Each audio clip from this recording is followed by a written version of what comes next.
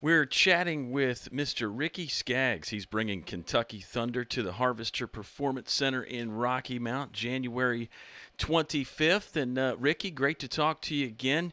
You're back. I think it's at least the third or fourth time you've been to the Harvester here in Rocky Mount. What keeps bringing you back? Well, we really love playing there. That's just a great little venue, and I just enjoy playing it. I enjoy the town.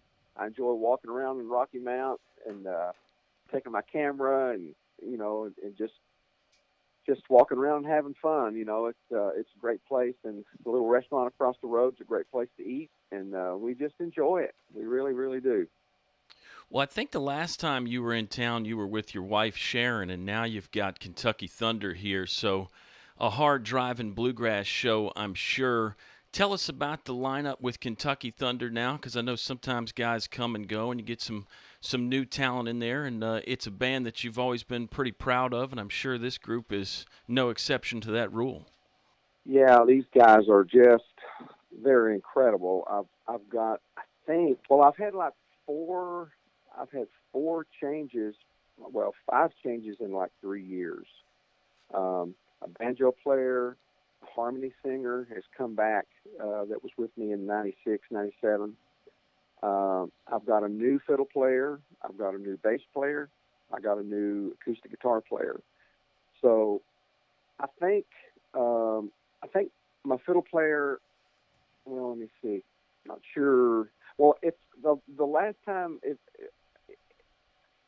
I guess I was thinking we were there. Uh, after we were there with Rycooter, but maybe we haven't been. So maybe the Rycooter White with Sharon and Mr. Buck and Cheryl. Maybe that was the last time that we came. But whatever it was, I know I've got a fairly new band since I was there, and they're just fantastic. I mean, they're incredible musicians, and we're just we're so excited about coming back and playing because I know that part of the country. They know bluegrass, they love bluegrass, and they um, they know when it's right. And I love playing with these guys because they play it right. Well, speaking of the way that they play it, when you get some new guys in the group, do you have to encourage them to put their own spins on the songs and the solos? Do they try and play it just like on the record, or maybe just like the previous guys played it, or is that not a problem? Do they bring their own thing to the table anyway?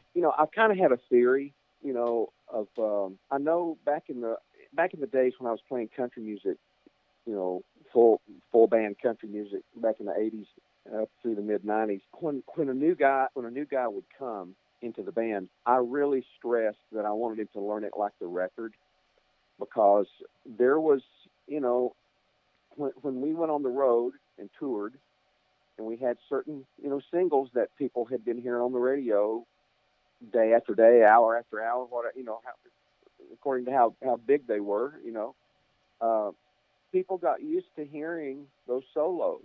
It wasn't just the singing and the song and the lyrics and all, but they got used to hearing the sound of the band and got used to hearing the solos. And I didn't want the audience to be, disappointed by someone just standing up there and doing his own thing, and just playing it like he wanted to play it instead of like they've been used to hearing it. So require of them to play play the solos like the record. And it wasn't to hold them back. It was to basically it was to learn for them to because if they can play that, then when we come up with something another new record or another song or something like that, then they can play on it.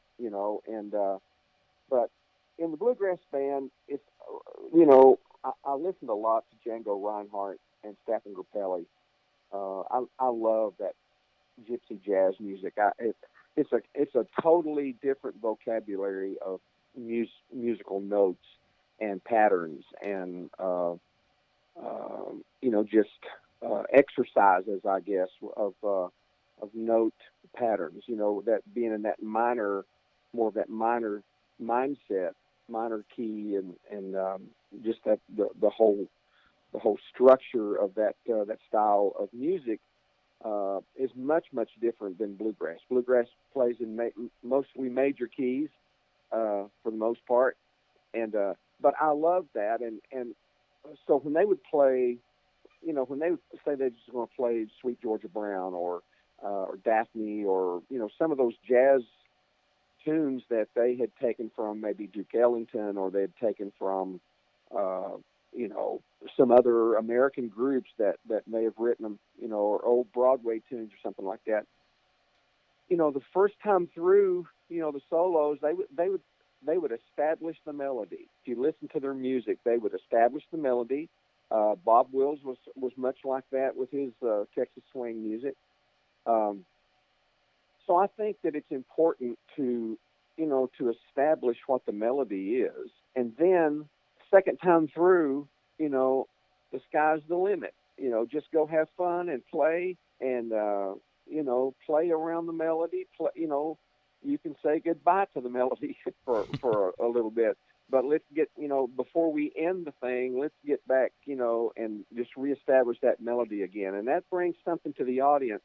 It brings them back into it, of what we really played.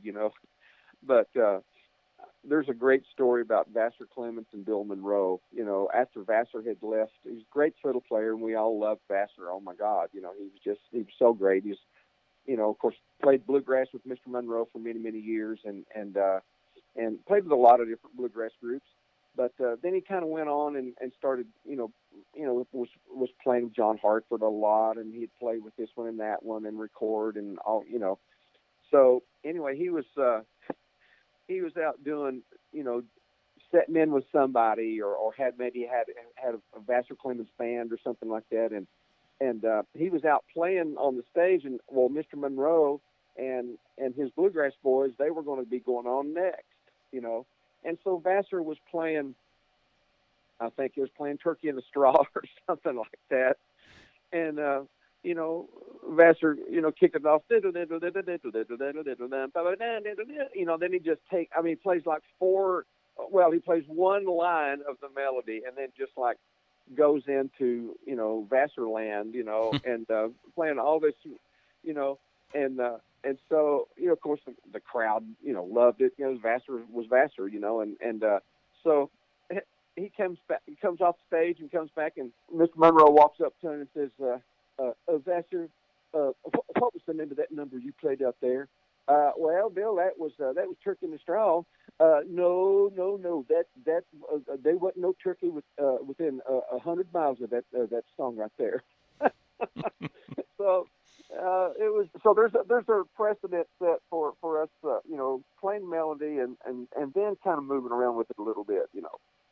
Great stuff. We're chatting with Ricky Skaggs. He's going to be at the Harvester Performance Center in Rocky Mount January 25th. Let's get back to that Django Reinhardt reference there. Of course, David Grisman and Tony Rice and some of those guys have had a foot in that kind of music for a while. Is that something you'd ever think about exploring, making some of that gypsy jazz type of stuff on a record?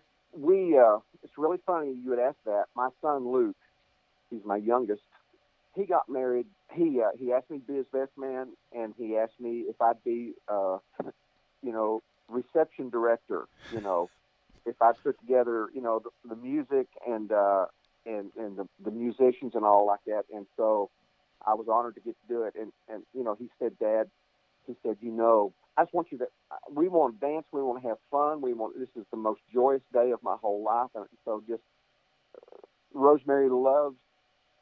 She loves bluegrass. She loves old time music, old fiddle tunes, but said she really loves, the gypsy swing. And there's a few songs that I'd really love for you guys to play some Django stuff that, Dad, you played this music for me when I was a kid, and I grew up loving it because you loved it, so he told me the names of the songs, and so me and the boys, we got together and sat down and learned, half dozen swing tunes, and a friend of ours, Jeff Taylor, that plays jazz, plays Celtic, plays everything. He's a great, plays piano, plays accordion, plays penny whistle, and all that.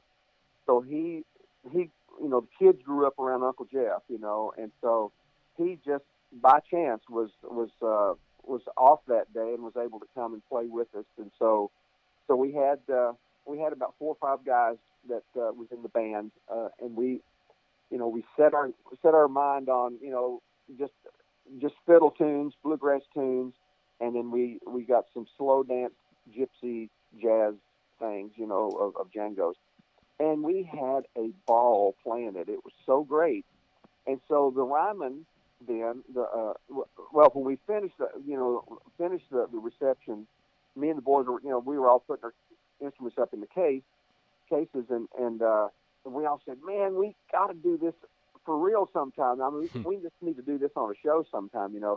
So we did. We at the Ryman, we did the Bluegrass Nights, and they have a series that they do through.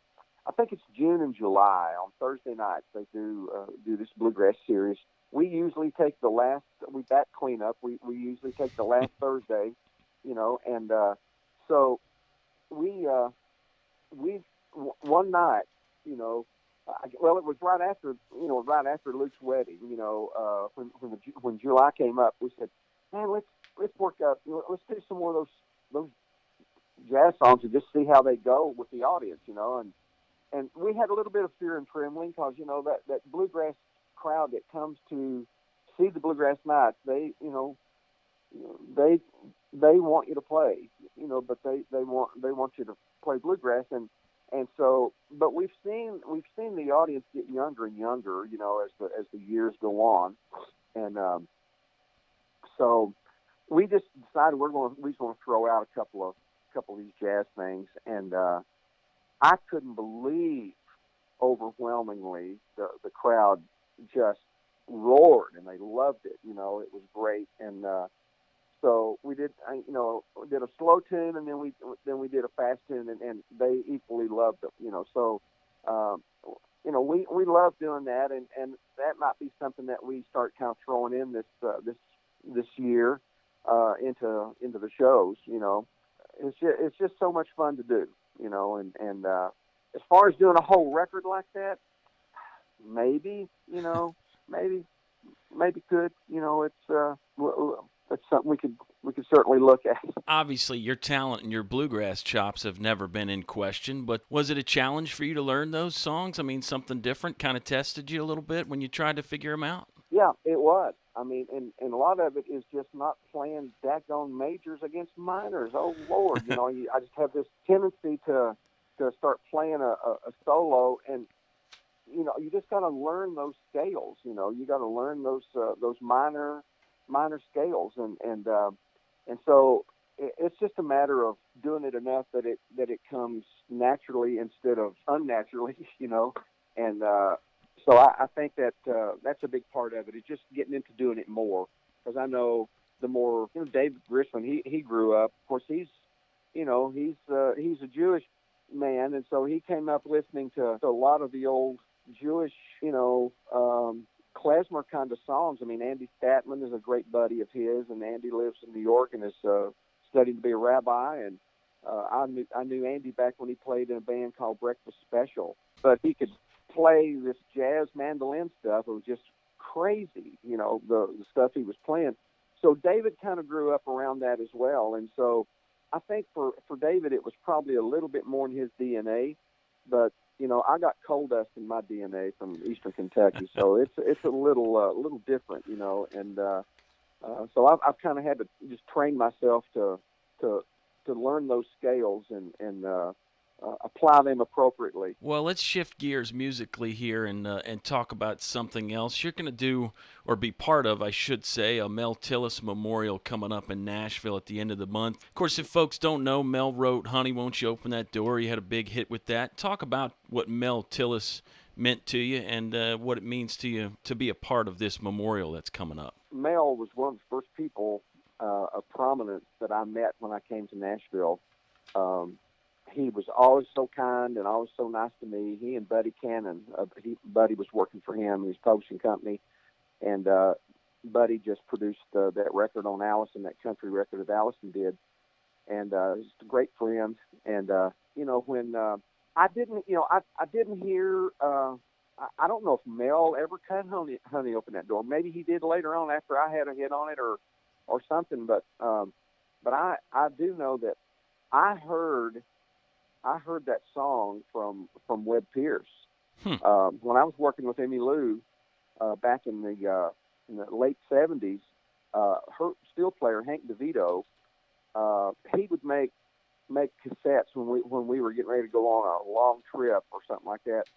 He would make up cassettes of just road music to listen to, you know. And of course, I had just got a Walkman, you know, a Sony Walkman. So man, I was hot to trot with that thing, you know. And so I just he just made a bunch of great old songs that he kind of liked, you know. And Webb Pierce, Ray Price, George Jones. I mean, just all this old kind of just cool stuff, you know. And I heard "Honey, Open That Door" come on, and that was the first time because I didn't remember hearing Webb Pierce's hit on that back Yeah, in I just looked it up. It looks like it never charted for Webb Pierce. They released it as a single really. in the mid '70s. Yeah, but I guess it just didn't take hold, which is sort of shocking Wow. considering what a great song it is, and Webb Pierce singing on it, right? I mean, Yeah, I mean, good Lord, I guess I ain't never probably was probably the hit that he had. Was that a big one? y- It had to be a number one for him. yeah, I believe that was. I believe that one Yeah, okay. was.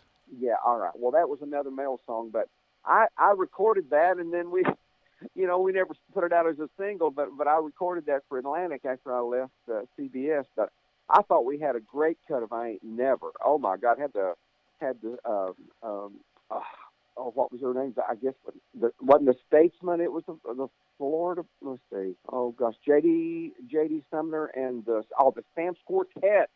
I Huh. had them on singing with me on "I Ain't Never," and it was amazing. Oh my God!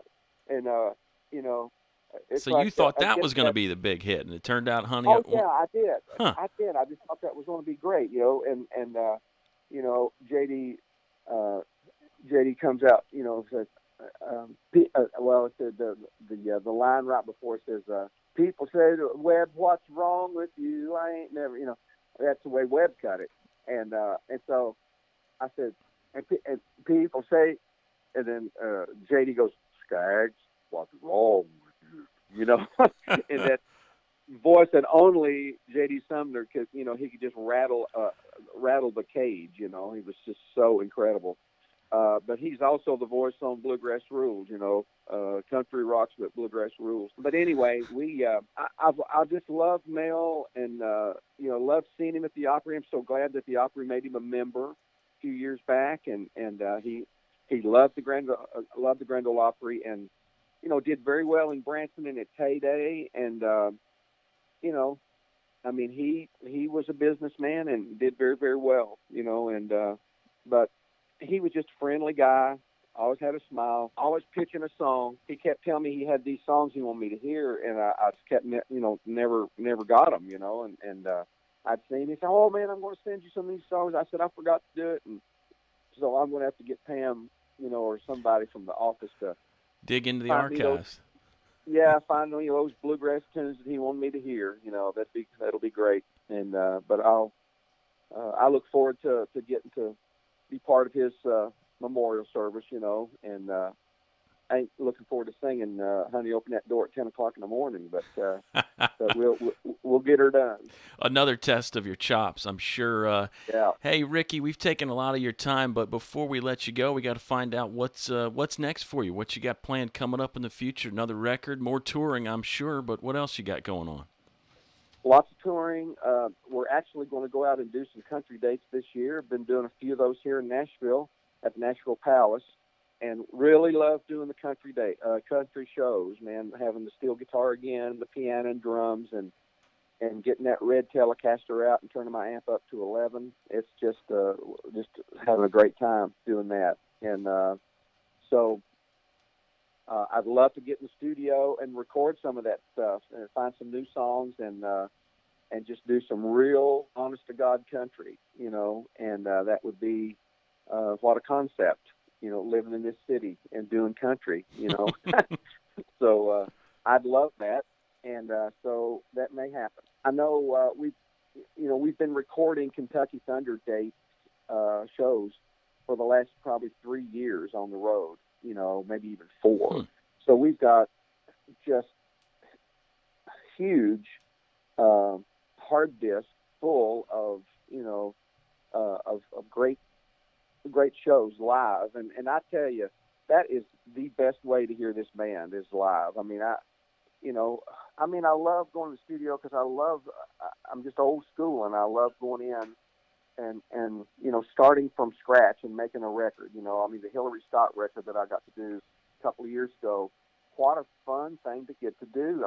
Getting to hear the songs, come up with arrangements, getting the ideas, having that blood flow again, from, to my brain, and then just, but it wasn't me stage out there. It was Hillary. It was the family, and so that was a great thing to get to be part of, and so, but I would really, I'd really love to put out a live record of Kentucky Thunder because I just think, the last live record we did was Charleston Music Hall, and that's been quite a while. Maybe we could do a 10th anniversary. I'm not sure what year that was. It could have been 2008. I might need to look that up and see, The see when ideas are that just was. popping up right away, huh? They're popping. They're popping. So anyway, but that could be a fun thing because we've had so many.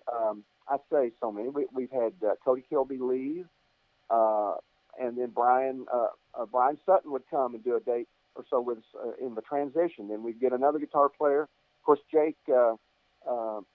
After Jake Workman is with us now, and this will be his 3rd year out, and he's a fantastic guitar player. Good gracious, he's really, really great. And a couple of different fiddle players out. Justin Moses was out for a year and a half or so, maybe 2 years with me, and so we should have some live stuff with him. And of course, Russ Carson now has been with me. This is his 4th year out, I think. And we got a lot of Kentucky Thunder alum that we could pull from, And of course, we got some stuff with Ry Cooder. Good Lord, we got that stuff that we did with the Cooder White Skaggs. We got all that stuff recorded too. So I don't know. We got a lot of stuff. As the label, we got a lot of stuff we could do. But we'll just see. So many things to do. Records. Trying to sell a record today is really hard to do when people get them for free. You look at it and say, "You mean I can get this for free, and you won't sell me this for $12.99?" I think I'll just get it for free. So anyway, that's what we're up against. Man, I'd love to see that change. I'd love to see see the free goods changed. I think there should be at least some kind of a rate for streaming and that kind of thing that's equal to a record sale, because if you're getting the record, it shouldn't be any different than buying the record or having the record play on the radio, and there'd be a fee for that airplay. Should be the same transferred to a download, or a streaming. If you're hearing it, you're hearing it. If you buy it, you buy it, whatever. But there should be something that goes back to the songwriter and the publisher, and the artist. Gosh, but many times the songwriter, he's the last guy in the in the food chain, and it just shouldn't be that way. It's just this. It really is thievery what's going on with the streaming and all that stuff, and I'm hoping and praying that can change maybe. Well, we'll see. That's certainly a topic that we could spend a long time discussing. But, Ricky, we'll let you run. We thank you for your time. It's Ricky Skaggs and Kentucky Thunder coming to the Harvester Performance Center in Rocky Mount, January 25th. Thanks a lot. All right, Ricky. Great talking to you again, man. Really appreciate it. Okay, thank you, buddy. We'll See you do it next time. do it again next time you come around, okay? Okay, thanks a lot. All right. See ya. Bye-bye.